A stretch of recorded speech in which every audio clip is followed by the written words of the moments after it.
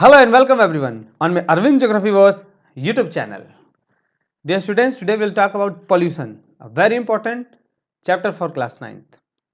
So, this is a very important topic regarding our environment. This is one of the important threat to the human existence at present. So, we are going to define pollution now. So, pollution, it refers to any change in the natural quality of the environment brought about by chemical, physical and biological process. Chemical process भी हो सकता है, physical भी हो सकता है या biological, लेकिन इससे जो नेचुरल क्वालिटी है इन्वायरमेंट का वो चेंज हो जाएगा, बदल जाएगा। आगे हम बात करते हैं पॉल्यूटेंट्स क्या हैं।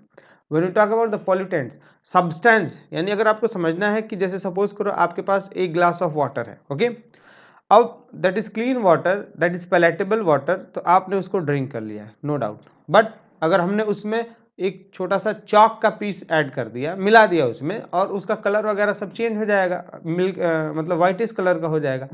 तो अब जो ये सब्सटेंस है, अब सर ये जो वाटर है, वो अपना कलर यानी इसकी केमिकल, फिजिकल और बायोलॉजिकल सारी प्रॉपर्टी चेंज हो चुकी हैं, तो उस चॉक के एडिशन की वजह से, so that water is now will say that water is polluted. So the substance that changes the quality, natural quality, is refer to as pollutant. यानी हमने जो वाटर में चॉक ऐड किया था, मिक्सअप किया था, वही आपका पॉल्यूटेंट हो गया। क्या हो गया? वो आपका पॉल्यूटेंट हो गया। सो द देखिए डिफिनीशन क्या है, the product which are release into the biosphere, यानी वो कोई भी सब्सटेंस जो बायोस्फीयर में रिलीज हो रहा हो in large quantities and which affect the normal functioning of the ecosystem. और जो नॉर्मल फंक्शनिंग है इकोसिस्टम का, यानी जो उसकी नेचुरल क्वालिटी है, उसको वो चेंज कर दे रहा है, जिससे जो उसकी नॉर्मल फंक्शनिंग है वो हैम्पर हो रही है। एग्जाम्पल, जो वाटर हमने अभी देखा था, 1 ग्लास ऑफ वाटर था, basically that was a pure water. जब प्योर वाटर था तो वो कलरलेस था, वो पीने के लायक था, और उसमें लिविंग ऑर्गेनिज्म इजीली सर्वाइव करते हैं। लेकिन जब हमने उसमें चॉक ऐड कर दिया तो उसका फिजिकल प्रॉपर्टी यानी कलर चेंज हो गया, बायोलॉजिकल प्रॉपर्टी और केमिकल प्रॉपर्टी यानी वो तो अल्कलाइन हो गया, और बायोलॉजिकल प्रॉपर्टी क्या हो गई, अगर हम ही खुद उसको ड्रिंक करेंगे तो हमको नुकसान करेगा। So this is the important example और कॉन्सेप्ट ऑफ पॉल्यूटेंट में खास बात क्या है, that will have an adverse effect on animal and plants, यानी इंसानों और जानवरों पे उसका एडवर्स ही इफेक्ट होगा। एडवर्स का मतलब बुरा इफेक्ट होगा। Now we are moving ahead with types of pollutants, यानी टाइप ऑफ पॉल्यूटेंट्स की थोड़ा हम बात कर लें। On the basis of degradation, यानी डिग्रेडेशन के बेसिस पे पॉल्यूटेंट्स दो प्रकार के होते हैं। क्या होता है? First, biodegradable and non biodegradable. Very important. Biodegradable वो पॉल्यूटेंट है that can be degraded by microbial actions और that can be degraded biologically, यानी वो पॉल्यूटेंट जो जिनको छोटे छोटे जो माइक्रो ऑर्गेनिजम्स है या वॉर्म्स हैं वो डिग्रेड कर दें, यानी सड़ा दें, यानी वातावरण में वो कुछ दिनों के अंदर सड़ जाएं, चाहे वो बायोलॉजिकली या माइक्रोबिकली, तो आप बोलेंगे कि वो बायोडिग्रेडेबल हो गया। उदाहरण ले लें आप उसको, जैसे sewage, domestic garbages. Domestic garbage जैसे मान लो अगर फल का कुछ टुकड़ा हो गया, सब्जियों का छिलका हो गया, तो आप अगर इसको कहीं आप फेंक रहे हो तो वो कुछ दिनों के बाद ना वो सड़ जाएगा ऑटोमेटिकली। सड़ गया यानी बायो का मतलब होता है लिविंग, यानी लिविंग ऑर्गेनिज्म ने उसको सड़ा दिया। जैसे वॉर्म्स वगैरह हैं, अर्थवॉर्म वगैरह हैं, पत्तियां गिरती हैं तो उसको खा जाते हैं, तो बायोलॉजिकली दैट इज डिग्रेडेबल, यानी लिविंग ऑर्गेनिज्म ने उसको खा लिया। तो ऐसे पोल्यूटेंट को आप बोलेंगे बायोडिग्रेडेबल। डिफिनीशन क्या है? Which can be degraded by biological और microbial action. Example, sewage and domestic waste. Non biodegradable pollutant कौन से पोल्यूटेंट है? वो पोल्यूटेंट जो जिनको माइक्रोब्स या जिनको माइक्रोब नहीं सड़ा पाए, या जो सड़ते हैं ना उनका सड़ने का जो रेट है वो बहुत ही स्लो है, यानी वो कई 10 20 30 सालों में वो धीरे धीरे सड़ रहे हो, या जिनको माइक्रोब्स या माइक्रोबियल एक्शंस की वजह से जो डिग्रेड नहीं होते हैं, that is non biodegradable pollutant. Okay, so you see the pollutants which are not degraded by the microbes, यानी माइक्रोब्स पे उनका कुछ असर नहीं होने वाला है, और are degraded at very slow rate, या जो बहुत धीरे धीरे डिग्रेड हो रहे हैं, उनको आप बोलेंगे non biodegradable pollutants. Example, best example है glass, plastic, radioactive substance etcetera. यानी चाहे वो प्लास्टिक हो जाए, प्लास्टिक तो सबसे खतरनाक होता है, वो डिग्रेड ही नहीं करता है क्योंकि ये पॉलीमर है इथीन का, इसको बोलते हैं आप polymer. It is a polymer of, किसका पॉलीमर है? Polymer of ethene. इसीलिए हम इसको क्या बोलते हैं, पॉलीइथीन। जैसे C2H2 हो गया, इसका हो गया ये polymer, this is polymer of ethene. Radio active substance भी होता है, उनका हाफ लाइफ होता है, वो जल्दी डिग्रेड ही नहीं करते, सड़ते ही नहीं, वैसे ही पड़े रहते हैं, आप इनको बोलते हैं नॉन बायोडिग्रेडेबल। ओके, अगला है classification on the basis of origin in the environment, यानी वो इन्वायरमेंट में आए कैसे हैं इसके बेसिस पे देखें। It can be classified into two categories, first primary pollutants, अगला है सेकेंडरी पॉल्यूटेंट। बहुत ही खास है, एग्जाम में डिफरेंस पक्का आता है, देख लेंगे। ज्योग्राफी में भी आता है और कॉमर्स में भी आता है, क्लास 9-10 में, तो दोनों पॉइंट ऑफ व्यू से आप इसको पढ़ेंगे। पॉल्यूशन आप, मैंने बोला किसी क्लास में इंपॉर्टेंट होता है, चाहे आप 10th में हो 12th में हो, उसके बाद में स्टडीज करोगे आपको ये चैप्टर्स मिलेंगे ही मिलेंगे। इसलिए अभी अगर आप समझ ले रहे हो बेसिकली कॉन्सेप्ट्स को, तो ये हमेशा आपको मार्क्स मिलेंगे इससे।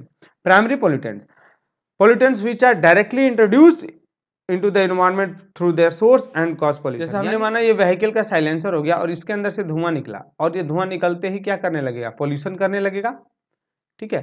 तो यानी सोर्स से निकलते ही जो पोल्यूशन स्टार्ट कर दे इन्वायरमेंट में मिलते ही, ठीक है ना, यानी जिस सोर्स से निकला, जैसे लकड़ी जल रही है उसके अंदर से धुआं निकल रहा है, स्मोक, और निकला और तुरंत पोल्यूशन स्टार्ट कर दिया, इसे हम बोलते हैं प्राइमरी पॉल्यूटेंट्स। उसे ओके, एग्जांपल देखें, आपका हो गया smoke, fume, dust, carbon dioxide, sulphur dioxide etcetera. ये जिस भी सोर्स से निकलेंगे ना, तुरंत हवा के अंदर पोल्यूशन स्टार्ट करते हैं, we call it a primary pollutant. अगर वही हम आगे बढ़े थोड़ा सा देखें, सेकेंडरी पॉल्यूटेंट क्या है, तो सेकेंडरी पॉल्यूटेंट क्या है ना, प्राइमरी पॉल्यूटेंट की तरह डायरेक्ट सोर्स से निकलने के बाद पोल्यूशन नहीं करेगा, वो सोर्स से निकलेगा। ओके, जैसे मान लेते हैं, हमने मान लिया स्मोक, ये सोर्स से निकला धुआं, अब ये किसी और से मिल जाएगा, किसी से मिलने के बाद ये फिर पोल्यूशन करेगा, आप इसे बोलते हैं secondary pollutant. Primary pollutant source से निकला, प्रदूषण चालू, लेकिन सेकेंडरी पॉल्यूटेंट सोर्स से निकलने के बाद किसी दूसरे सब्सटेंस से मिलने के बाद, केमिकल रिएक्शन करने के बाद फिर एक ऐसा कंपाउंड बनेगा जो पोल्यूशन फैलाता है, उसको बोलते हो आप secondary pollutant. Clear, primary pollutant source से निकलते ही प्रदूषण, सेकेंडरी पॉल्यूटेंट के लिए दोस्त की जरूरत होती है, उससे मिलने के बाद ये शैतानी करता है।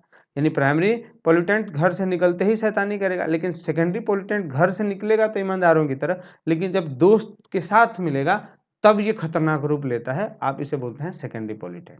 ओके, एग्जाम्पल देख लें आप इसको, ओजोन हो गया, स्मोक हो गया, पेरोक्सीनाइट्रिल एसिटाइल हो गया, देख लें पैन हो गया ये। ओके, तो ये सारे डिफिनीशंस हैं सेकेंडरी पॉल्यूटेंट्स की। अगर आप इसका डिफिनीशन देखो तो pollutants which are form from the chemical reaction of the primary pollutants, यानी प्राइमरी पॉल्यूटेंट्स के रिएक्शन से जो प्रोडक्ट बना वो सेकेंडरी पॉल्यूटेंट है और वो अब प्रदूषण कर रहा है। ओके, आगे बढ़े हम, on the basis of existence in the nature, यानी एग्जिस्टेंस के बेसिस पे, फर्स्ट है क्वांटिटेटिव पॉल्यूटेंट्स, अगला है क्वालिटेटिव पॉल्यूटेंट।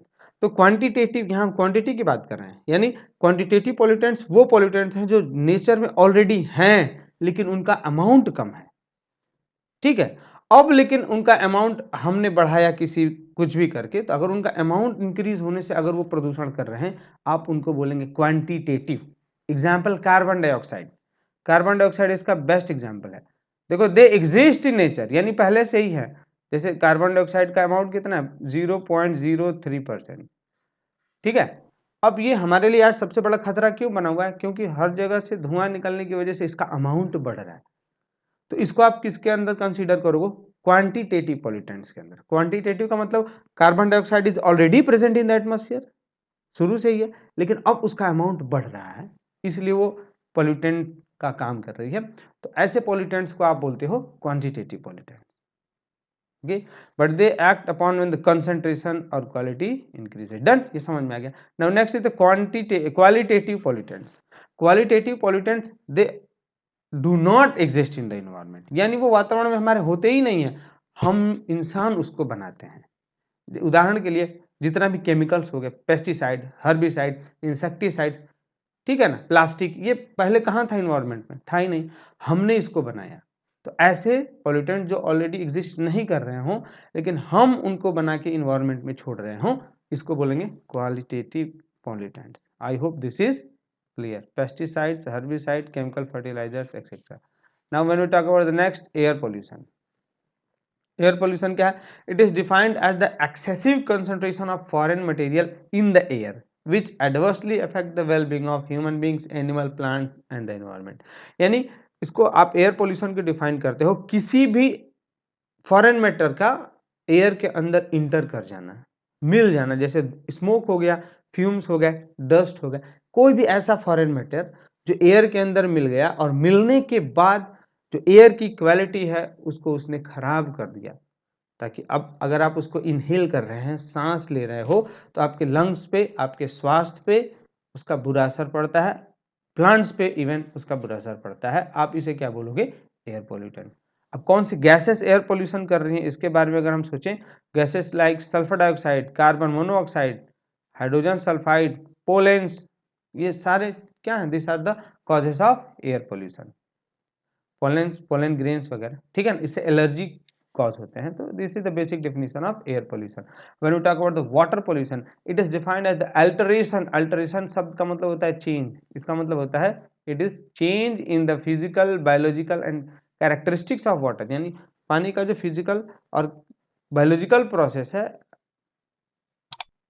प्रॉपर्टी है या कैरेक्टरिस्टिक्स है, उसके अंदर जो परिवर्तन हो गया। अब वो परिवर्तन कैसे हो गया, चेंज कैसे हो गया? किसी अनडिजायरेबल सब्सटेंस के इंटर करने से, गंदगी के इंटर करने से, सीवेज का वाटर इंटर करने से, ठीक है, या ऑयल स्पिल की वजह से जो क्रूड ऑयल है उसके मिलने से, जिससे जो उसका सटीक इस्तेमाल था, यानी जो यूज था वाटर का, प्योर वाटर का, अब आप नहीं कर पाए, इसे बोलेंगे वाटर पोल्यूशन। ओके, ये कितने प्रकार का होता है? ये फ्रेश वाटर भी होता है। Okay, it is fresh water, it is polluted by domestic, industrial and agricultural effluents. Effluents का मतलब liquid waste, okay, which make it unfit for drinking. Marine water भी पॉल्यूट हो रहा है, प्लास्टिक वगैरह, जितने भी रिवर्स है, हम अपने घरों का जो वाटर है सीवेज के थ्रू उसको रिवर्स में छोड़ रहे हैं। All the rivers are basically draining into the oceans, और जितनी भी रिवर्स के अंदर गंदगी है वो सब जाके कहाँ गिर रहा है? ओशियन, यानी marine water is also getting polluted, और इसका इम्पैक्ट लिविंग ऑर्गेनिज्म पे बहुत ही बुरा पड़ता है। Okay, this is all about the water pollution. थोड़ा सा हम देख लेते हैं इसमें और एक कदम आगे बढ़ के मैराइन पॉल्यूशन क्या है। It is the polluted by the spread of harmful substances such as oils, plastic, industrial and agricultural waste and chemicals into the water, killing marine animals। यानी जो मेराइन एनिमल्स हैं वो मर रहे हों पोल्यूशन की वजह से, आप इसे क्या बोलते हैं? Marine pollution, marine water pollution. Next is the soil pollution. It is the defined as the change in chemical, physical and biological condition of the soil, यानी सॉइल का ही कंडीशन खराब हो जाए through man intervention, resulting in degradation in the quality and productivity of the soil, जिसकी वजह से जो क्वालिटी है और प्रोडक्टिविटी दोनों सॉइल का क्या हो जाए? खराब हो जाए। Clear? So this is soil pollution. अगर हम वही आगे बात करें रेडियो एक्टिव पोल्यूशन की, it is defined as the increase in the natural background radiation emerging from the activities by man using naturally occurring और artificially produce radioactive materials. यानी कि जो हमारे जो नेचर है, नेचर के जो बैकग्राउंड यानी सॉइल या हमारे इन्वायरमेंट के अंदर जो रेडिएशन है, इसकी वजह से जो पोल्यूशन हो रहा है, मतलब कि रेडिएशन हो रहा है, चाहे वो नेचुरल सोर्स हो या आर्टिफिशियल सोर्स हो, चाहे आप मतलब कोई एक्सपेरिमेंट से करके रेडियो एक्टिव सब्सटेंस फेंक रहे हो, या सन से आने वाला रेडियो एक्टिव सब्सटेंस है, या न्यूक्लियर या एटम बम के ब्लास्ट से जो रेडिएशन फैल रहा है इन्वायरमेंट में, इसकी वजह से हो, कैसे भी करके जो ये इंक्रीज है बैकग्राउंड में हमारे क्या रेडिएशन का, रेडियो एक्टिव पोल्यूशन। ठीक है, ये नेचुरल सोर्स भी हो सकते हैं इसके, और मैनमेड सोर्स। नेचुरल सोर्स का मतलब जो आउटर स्पेसेस से आ रहे हैं, जैसे एग्जांपल लेते हैं, सन पे हो रहा है न्यूक्लियर फ्यूजन, वहाँ से रेडिएशन आ रहा है। ठीक है, मैनमेड सोर्स का मतलब जो न्यूक्लियर टेस्टिंग करते हैं या ब्लास्ट कर रहे हैं, या आप लैब वगैरह में यूज़ कर रहे हो कोई रेडियो एक्टिव सब्सटेंस, वहाँ से। उदाहरण लेते हैं न्यूक्लियर एक्सप्लोजन ऑफ यूएस, जिसने यूनाइटेड स्टेट्स ऑफ अमेरिका ने ड्रॉप किया था जापान पे सेकेंड वर्ल्ड वॉर में, ठीक है ना, 1945 में, जिससे ज़्यादातर लोग वहाँ आज भी जेनेटिक चेंज की वजह से लूले लगने पैदा हो रहे हैं। तो बेसिकली न्यूक्लियर वेपन्स या बम की वजह से जेनेटिक चेंजेस हो जाते हैं। जेनेटिक चेंजेस बहुत ही खतरनाक चेंजेस हैं, which are basically lasting for more than 1 और 2 जनरेशंस। इनका इम्पैक्ट काफ़ी देर तक होता है, काफ़ी दिनों तक होता है, जिससे कई जनरेशंस तक हो ना, आप उसको बोलते हैं जेनेटिक चेंज। वही अगर हम सोमैटिक चेंजेस की बात करें, जैसे मान लो यहाँ पे कट गया, कटने के बाद ये रिपेयर कर जाएगा ना, ये सोमैटिक चेंज है। यानी इसी जनरेशन में सोमैटिक चेंज खत्म हो जाएगा, लेकिन जेनेटिक चेंजेस जो होते हैं वो पीढ़ी दर पीढ़ी अगले जनरेशन को पास आउट होते रहते हैं। This are the dangerous impacts of radio active changes और न्यूक्लियर चेंजेस। नेक्स्ट, अगला इसका जो सोर्स है ना वो फ्यूल रिएक्टर है। जैसे चेरनोबिल एटॉमिक रिएक्टर जो यूएसएसआर में था, वहां से जो लीकेज हुआ प्लांट था वो ब्लास्ट कर गया, ठीक है। तो उसमें जो रेडिएशन वेपर के थ्रू पूरा एनवायरनमेंट में फैला और वहाँ बहुत ज़्यादा लोगों पे इसका रेडिएशन हुआ और लोग मरे। This is all about the radio active pollution. अगर हम बात करें नॉइस पॉल्यूशन, तो नॉइस पॉल्यूशन का डिफिनीशन ही बहुत खास है। Any unwanted sound is called noise, यानी जो आवाज आपको पसंद ही नहीं हो आप उसको नॉइस बोलते हो। अब any unwanted sound noise pollution हो सकता है, और जो आवाज आपको पसंद ही ना आए वही नॉइस पॉल्यूशन है। तो एग्जाम्पल मान लीजिए, अगर आप कितना अच्छा भी गाना बजे, लेकिन जब आप सो रहे हो तब ले आके अगर आप किस कान के बगल में कोई गाना स्टार्ट कर देना तो आपको अच्छा नहीं लगेगा, दैट इज पॉल्यूशन। कोई आपका कितना भी फेवरेट टीचर हो, जब आप सो रहे हो बहुत ही मतलब ज़्यादा नींद के अंदर, उसको लेक्चर अगर स्टार्ट कर दें तो भी आपके लिए वो पोल्यूशन का ही काम करेगा।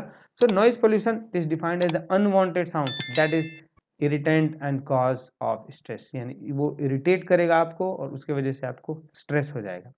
तो ये था एक बेसिक चैप्टर छोटा सा पोल्यूशन का। बाकी इसके जितने भी पार्ट्स हैं चैप्टर वाइज हम अगले वीडियो में आपको देते रहेंगे। ठीक है, थैंक यू, देखने के लिए धन्यवाद, जय हिंद।